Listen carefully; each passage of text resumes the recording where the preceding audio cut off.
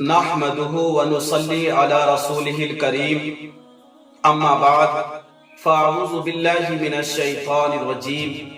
بسم اللہ الرحمن الرحیم۔ میرے پیارے ناظرین اور میرے پیارے دوستو، اللہ تبارک و تعالیٰ نے حضرت لقمان علیہ السلام کو یا تو نبیوں کی صف میں رکھا ہے یا پھر ولیوں کی صف میں رکھا ہے۔ اللہ تبارک و تعالیٰ نے حضرت لقمان علیہ السلام کو وہ مقام اور مرتبہ عطا فرمایا کہ ایک مرتبہ اپنے بیٹے کو بلا کر حضرت لقمان علیہ السلام نے اس کو سمجھانے کی کوشش کی، ان کو درس دیا، اپنے پاس بلایا اور محبت بھرے انداز میں حضرت لقمان علیہ السلام نے اپنے بیٹے کو نصیحت کی، اے بیٹا، میں چند باتیں تم کو بتا کر کے جا رہا ہوں اور ان چند باتوں پر اگر ہو سکے تو عمل کرتے رہنا اور اللہ کی رضا کے لیے عمل کرنا۔ ان چند باتوں میں سے ایک بات میں آپ کے سامنے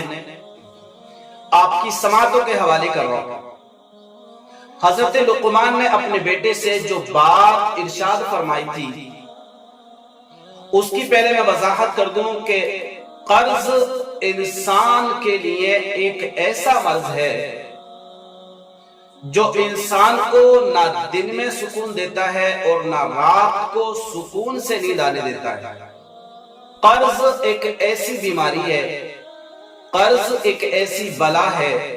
قرض انسان کو اس پوزیشن میں لا کر کے کھڑا کر دیتا ہے کہ انسان کا سب کچھ، تن من دھن، گھر دوار، پراپرٹی، بینک بیلنس، اس کا کاروبار، اس کا بزنس، سب کچھ داؤ پر لگ جاتا ہے۔ یہ قرض ایسی بلا ہے۔ پہلے میں آپ کو بتاؤں کہ قرض لینا اور قرض دینا، یہاں پر حضرت لقمان علیہ السلام جو اپنے بیٹے کو نصیحت کر رہے ہیں وہ قرض لینے کے حوالے سے ارشاد فرما رہے ہیں، قرض دینا نہیں، قرض لینا۔ تو پتہ چلا کہ قرض لینا بغیر کسی حاجت کے، کوئی ایسی حاجت جو آج کل آپ نے معاشرے میں دیکھا ہوگا کہ چھوٹی چھوٹی باتوں کو لے کر لوگ قرض میں مبتلا ہو جاتے ہیں، اپنے آپ کی زندگی کو EMI میں کنورٹ کر دیتے ہیں، اور جو زندگی ان کو سکون سے جینا چاہیے تھا وہ زندگی ان کی ان بینکوں کی قسطیں اور بینکوں کی EMI ڈپازٹ کرنے میں گزر رہی ہوتی ہے۔ حضرت لقمان نے جب اپنے بیٹے کو اپنے پاس بلایا، بلا کر کے نصیحتیں فرمائی، ان میں سے ایک نصیحت جو بڑی اہم نصیحت تھی وہ یہ تھی، اے بیٹا، کبھی قرض بنا ضرورت کے مت لینا، ہو سکے تو قرض سے ہمیشہ بچتے رہنا۔ یہ نصیحت حضرت لقمان اپنے بیٹے سے کہہ رہے ہیں کہ بیٹا ہمیشہ قرض سے بچتے رہنا۔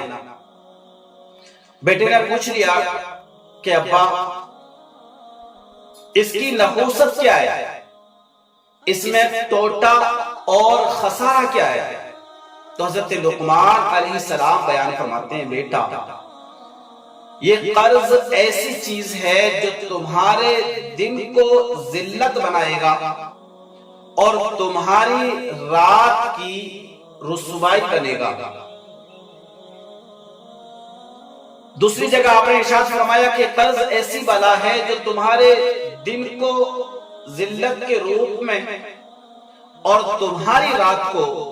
غم کے روپ میں ہمیشہ تمہارے ساتھ کھڑا رکھے گا۔ دن کے ٹائم میں اپنے آپ کو ذلیل و خوار محسوس کرو گے، اور رات کو آپ کو جب بستر پر لیٹیں گے تو آپ کو ایک عجیب غم لاحق ہوگا، اور یہ دونوں چیزیں ایسی ہیں جو تمہاری زندگی کو خوخلا کر سکتی ہیں، تمہاری زندگی کی خوشیوں کو مسمار کر سکتی ہیں، تمہاری زندگی کے جو ارمان ہوتے ہیں، ان کے جو تم نے قلعے بنا رکھی ہیں، جو ان کی عمارتیں سجا رکھی ہیں، ان سب کو توڑنے کا کام یہ قرض کرتا ہے۔ تو کبھی بھی بنا ضرورت کے قرض دار مت بن جانا، قرض مت لینا، اس لیے کہ قرض دل کا ذلت کا سبب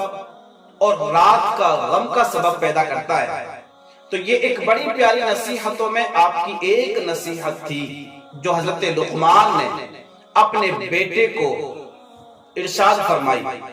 اور کہا ہمیشہ ہر وقت اس چیز سے بچتے رہنا۔ آج پورے طریقے سے معاشرے کا جائزہ لیا جائے،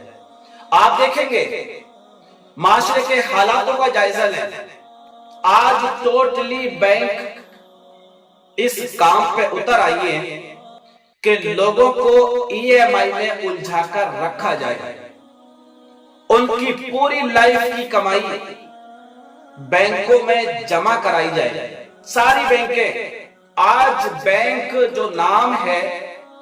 وہ ڈپوزٹ کرنے کا نہیں رہ گیا ہے۔ آج جو بینکیں چل رہی ہیں، بہت زیادہ جو مارکیٹ بینکوں کی پھیلی ہوئی ہے،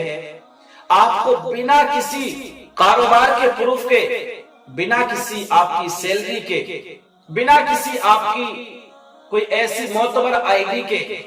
آپ کو فری آف کاسٹ لون بینکیں عطا کر رہی ہیں۔ وجہ کیا ہے کہ انسانوں کو گمراہ کیا جائے اور انسانوں کو اس میں الجھا کر رکھا جائے اور انسان کی زندگی سے اس کا اپنا حق چھین لیا جائے۔ تو میرے پیارے ناظرین اور میرے پیارے سامعین، یہ آج کا ٹاپک، یہ آج کا عنوان مجھے محسوس ہوا کہ معاشرے میں اس کی سخت ضرورت ہے اور ایسی باتوں کی سخت حاجت ہے کہ اپنے آپ کو ہم کیسے بچائیں، معاشرے کی ان بینکوں سے، ان ای ایم آئی سے اور ان لون کی قسطوں سے اپنے آپ کو ہم کیسے محفوظ رکھ سکتے ہیں، اپنے نوجوان نسلوں کو کیسے بچا سکتے ہیں۔ وہ میرے پیارے ناظرین، آپ اس ویڈیو کے اندر ضرور سمجھ گئے ہوں گے کہ اپنی لائف کو ای ایم آئی کی الجھنوں سے باہر نکالیے، اور آپ کو اللہ نے اگر کم دیا ہے تو توکل علی اللہ، اللہ کی ذات پہ بھروسہ کر کے اس پر صبر کریے اور اللہ کا شکر ادا کریے اور اپنی زندگی کو خوشگوار بنانے کی کوشش کرتے رہیے۔ تو شاید میری بات آپ کو اگر سمجھ میں آئی ہو تو ضرور ویڈیو کو لائک اور شیئر کر دیجئے گا۔ اللہ حافظ۔